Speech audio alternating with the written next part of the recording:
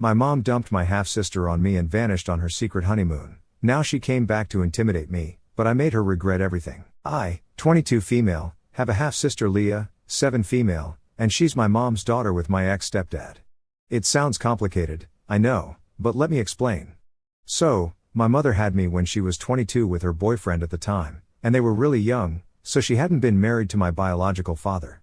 She had wanted to keep the baby, but my bio dad was not ready to take on the responsibilities of a father, so they went their separate ways, and she never saw him again, but continued to receive a child support check from him every month. Then, when I was 6 years old, she met my ex-stepdad, and they started dating. He didn't have a problem with me, thankfully, and even got along really well with me. So, within 3 years of dating, they got married, and we were a happy family for a really long time. Now that this is out of the way, I will be referring to my ex-stepdad as my dad for the purpose of this post, because honestly, that's what I have always referred to him as since my biological father has never been in the picture. He's done more for me than my own mother, so he's as good as my father, even if we are not related by blood. I just didn't want there to be any confusion, so I cleared it up in the beginning. Now, coming to Leah, the circumstances of her birth were really strenuous, because that was around the time that my mother came clean to my dad about the affair that she had been having with a friend of theirs. A couple of weeks after telling us that she was pregnant once again, she told Dad about the affair, because she didn't know whose baby it was, and she wanted to come clean before the birth of the child. My dad immediately filed for a divorce, because this was absolutely unforgivable. Even though I was shattered about it at the time that these things were happening, I decided to choose my father's side and lived with him until I went away to college. After I found out about the affair and the reason that they were getting divorced, I did not have any contact with my mother for a good 4 years. Once my mother had given birth to Leah, a paternity test revealed that she was in fact my father's daughter, and then the custody battle got even more serious. My mother wanted full custody, and so did my father, so it was very difficult for them to come to the same conclusion. Allegations were made, mostly fake ones from my mother's end, and that's what turned me against her even more, because I knew my father. I knew what kind of a person he was, and I knew that he had done everything for this family, even though I was not his own flesh and blood. Yet, my mother had cheated on him with a person that he had called a friend. I was just a couple of months away from turning 16 at the time of the divorce, so I had clearly stated that I wanted to live with my dad, and that was settled. But it took several months for them to come to a conclusion about what was going to happen with Leah, and the custody battle continued well after the divorce was finalized. During that time, Leah was living with my mother, because she was really just a baby, and she needed my mom. Eventually, they were able to come to an agreement and decided on shared custody of Leah after she turned 1-year-old, and that was implemented after that. So, I was able to bond with Leah 1 year after she was born, but I only started speaking to my mother again a couple of years back. We re-established contact about 4 years ago while I was still in college, because she had had a major health scare, and I was afraid that I was going to lose her. I found out about it from my grandparents, and they begged me to speak to her just one time, so I did, and then we started speaking to each other again. Of course, I discussed it with my father first, and he told me that he was fine with it, because I was an adult, and I could make my own decisions. He was also not the kind of guy who would use a child against their mother to punish them. Anyway, 4 years later now, I wouldn't say that we are the way that we used to be, but I am at least on speaking terms with my mother, and I occasionally do meet her too. I graduated last year and got a job soon after, so I've been living in an apartment that I share with my roommate and friend from college since then. Last week, my mom dropped Leah off at my place and said that she was going to go out on a date after a really long time. Unfortunately, her sitter had bailed at the very last minute, because the woman was out sick. My grandparents were not in town, and my dad was away on a business trip as well, so he couldn't take care of her either. She told me not to mention any of this to him, because she didn't want him to know that she was going out on a date, and the story checked out, so I did not find anything suspicious. She told me that she expected me to take care of Leah for a couple of hours, and that she would be back by night to pick her up. I agreed to it, because I thought it would be a matter of just a couple of hours, so I was fine with it. Leah and I watched some TV for a while, and then I made her dinner, after which she fell asleep. It was around 9 at the time, and I waited for about 2 more hours before finally calling my mother up to ask where she was, because it was getting really late, and I had work the next day. But when I called her, it went straight to voicemail. I started panicking, so I called her a couple more times. She finally picked up on the 5th phone call and told me that I needed to stop spamming her. When I asked her where she was, she told me that she was going off on her honeymoon, because apparently she had secretly gotten married to her boyfriend a couple of weeks back, and now she wanted to enjoy herself for a bit. I was speechless, because that was not the reply that I had been expecting. I just thought that she had been caught up in traffic or something. When I recovered my senses, I instantly told her that she couldn't do this, because I couldn't take care of Leah all on my own, and from what I knew, Dad wouldn't be back from his business trip for another 5 days. There was also the fact that I didn't even know if my roommate would be fine with this, since I had only told her that Leah was with us for just a couple of hours. While she had been fine with that, taking care of a child for several days was a different ball game altogether. Both of us had work in the mornings, and I was freaking out, but my mother didn't seem to care and just said that this was my problem to deal with now, since Leah was my half-sister as well, so I needed to figure out a way to deal with this. Then, she hung up before I could say anything else, and after I tried to call a couple more times, I realized that she had probably muted me, because it just kept ringing. I started losing my mind at that point, but I had to keep it quiet, because both Leah and my roommate were asleep, and I had no idea what to do. Leah was on summer break, so it wasn't even like I could drop her off at school or something. On top of that, I didn't even have the phone numbers or the resources to arrange for a babysitter, and I just had no idea what to do. So, I called my dad up and told him everything. According to Leah's custody arrangement, my dad had her for half of the month and my mother for the other half, so this was my mom's turn to take care of her, but she had bailed and had put me in a really difficult position, not just me but also my father, because this business trip was really important for him, and he couldn't come back for a while until he had dealt with everything. He calmed me down and told me that he would handle this, reassured me that I would not have to worry about it, and called me back a couple of minutes later to tell me that he had sorted everything out. He had spoken to a friend of his and had arranged for a babysitter who would watch Leah for the next couple of days while we were out at work. When he told me that, I could finally breathe a sigh of relief, because now all I had to do was tell my roommate about the situation, and she was a really good friend of mine, so I was sure that she would understand. The next morning, before I left for work, the sitter showed up, and I was incredibly relieved, because she seemed like a professional, and I knew that my sister would be in safe hands. I also spoke to my roommate the next morning, and just as I had expected, she could understand what was going on and was fine with this arrangement. I thought everything had been sorted out, but later during the day, while I was at work, I received a phone call from my mother, and just like she had not answered my calls the previous night, I decided to ignore her as well, because I was incredibly pissed off at what she had pulled. But she just kept calling me again and again, so I finally answered, and she started freaking out at me instantly. She kept yelling at me, and I was able to understand that apparently my dad had called her and told her that what she had done was absolutely unacceptable, and now he would be filing for full custody once again. This time, he was going to make sure that he left no stone unturned to ensure that Leah stayed with him full time. He had apparently told her that she would be lucky if she was able to get visitation rights, and she was yelling at me for all of this, because she had given me very specific instructions not to bother my father with any of this, because he was away on an important work trip and did not want to be disturbed. She knew that, and yet in spite of that, I had done exactly what she had asked me not to, and now she was going to get screwed over because of what I had done. She was pretty much hysterical and told me that not only had I ruined her honeymoon by pulling off this and getting her in trouble, but I had also ruined any chances of us being able to fix our relationship. I didn't like the way she was yelling at me, because as far as I was concerned, none of this was my fault.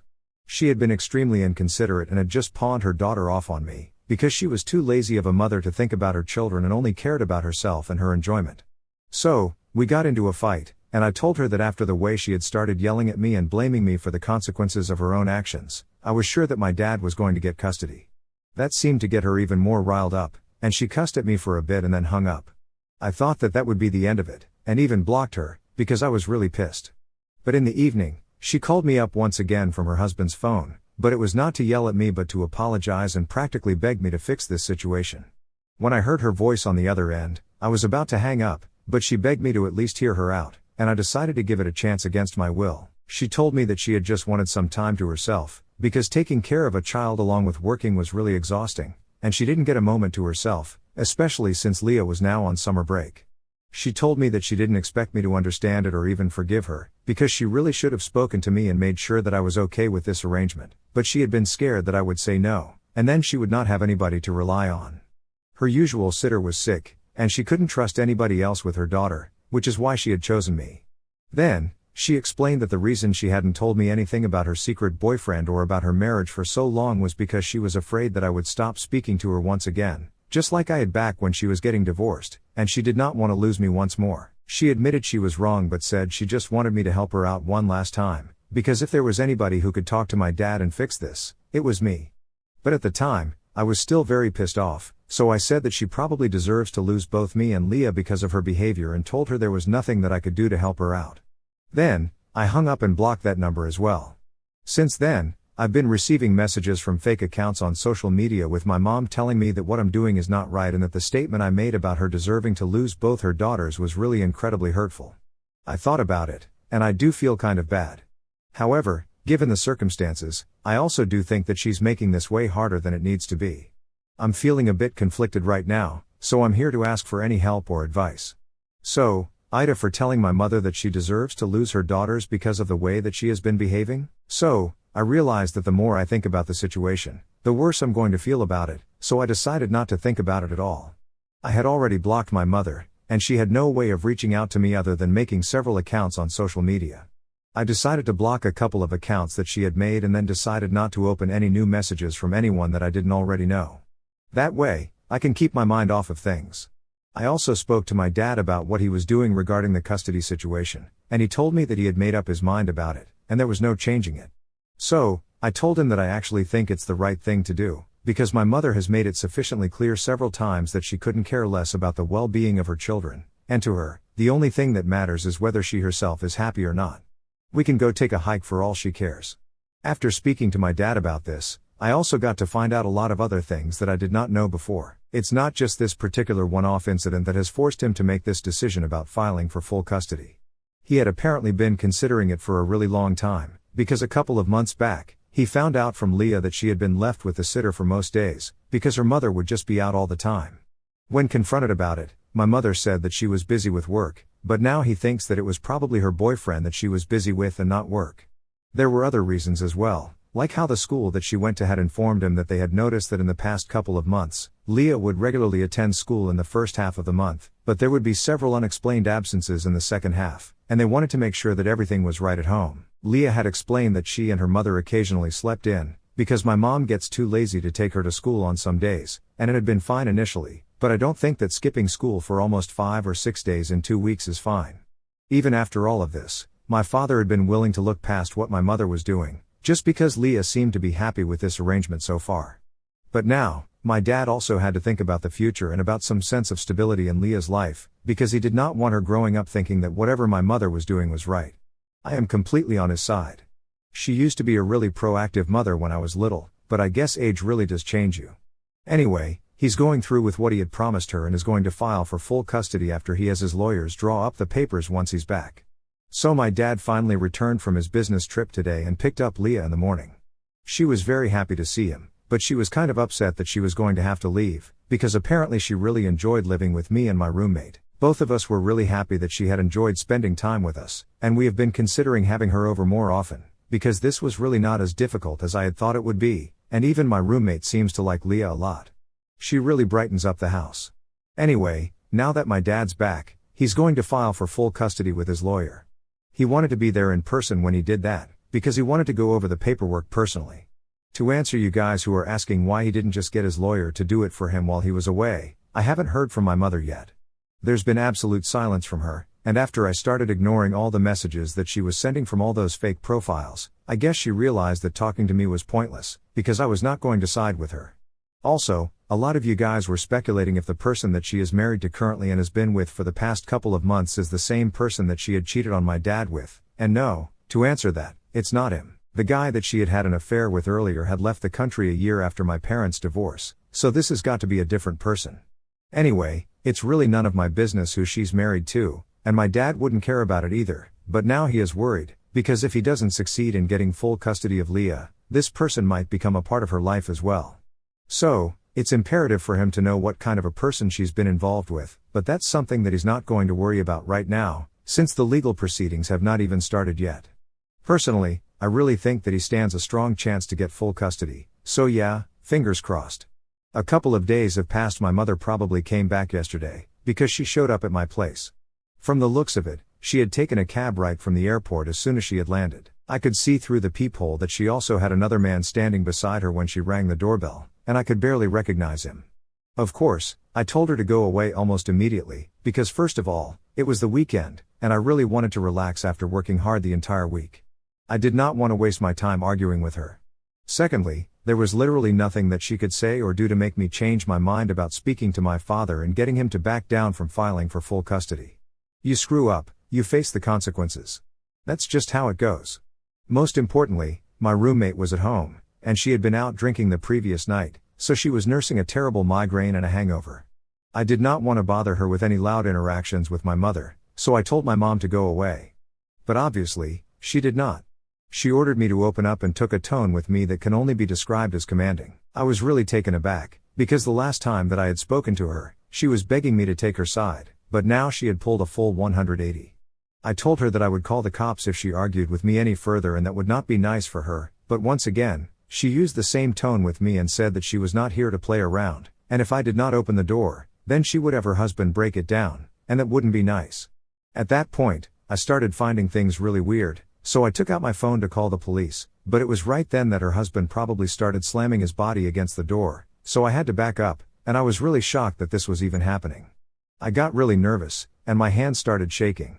Eventually, the door gave out, because I live in a really old building, and the doors have never really been the strongest part of the structure.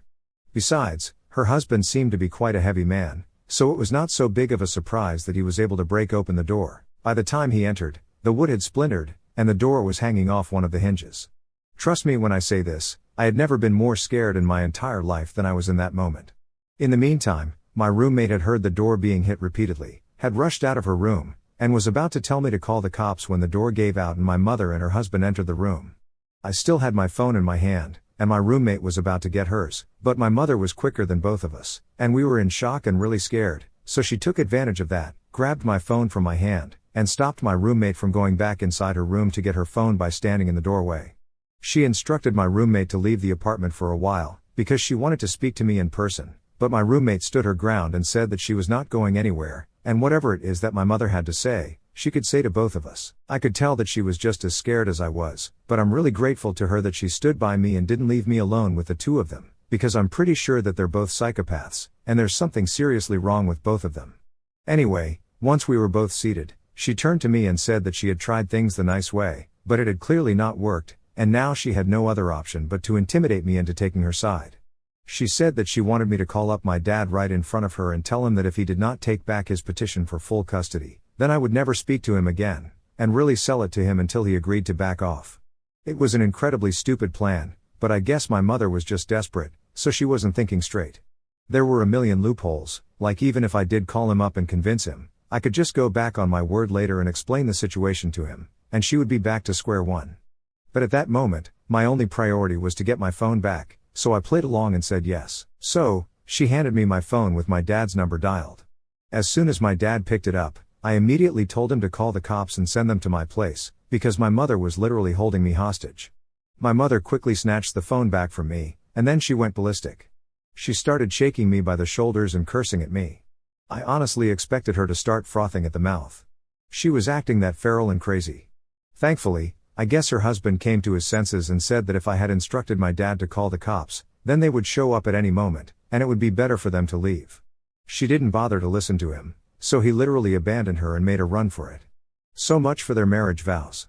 But even after he had left, she continued to fight with me and eventually just started crying when she heard my dad show up with the cops at the door. After that, we had them arrested, and I'm certain that she just ensured that she wouldn't be getting custody of Leah anymore. Once she was taken away by the cops, my dad made us pack all the important things in the apartment and took me and my roommate to his own house, and that's where we are right now. Now, my mother and her husband are probably going to get charged for what they did, and I'm really happy about it. My roommate and I are also going to start looking for a new apartment, but until then, my dad has opened up his home to us, and we are really grateful for it. I also get to spend a lot of time with Leah, so that's nice. Now, I'm just hoping that my mother and her husband get punished for what they did, because it was a really traumatic experience for both me and my roommate.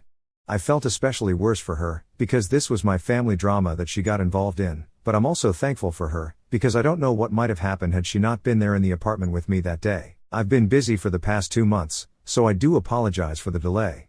Anyway, a couple of weeks back, the judge signed off on my dad getting full custody, and my mom gets supervised visiting rights. She should count herself lucky she got even that, because she's currently looking at least 3 months in jail and a huge fine because of what she put me and my roommate through. Her husband was lucky enough to get off with community service, since he had had the good sense to make a run for it and just in the nick of time. Anyway, I'm just happy today. I won't have to interact with my mother anytime soon, and I'm very relieved that this is all over now. I also moved out of my dad's house a couple of weeks after I posted my last update, since my roommate and I were able to find a new apartment in a much nicer neighborhood. A lot of you had questions about why none of our neighbors in the apartment building had made any phone calls to the police if they had heard the door being broken down or even any loud noises at all. Nobody even bothered to check out what was going on, and well, it's just that we lived in a pretty dangerous and terrible neighborhood. The rent was crazy affordable, and we were just being cheap, which is why we had made that decision. But after that incident, we realized that we would much rather spend a little more money and live in a nicer neighborhood with people who would at least have our backs and call the police in case something went wrong. In our previous neighborhood, things like this were not a rare occurrence, and there was barely any security, so people mostly just thought that it was better to mind their own business, because they didn't want to get caught up in anything dangerous, which is why I can understand why they did not bother to check up on us or call the police. Anyway, my roommate and I live in a much better place now, and I have made sure that I have cut ties with anybody who still had contact with my mother after that particular incident, including my grandparents. I want nothing to do with anybody who thinks that what she did was right, but as of now, we are all happy, healthy, and safe, and that's what matters.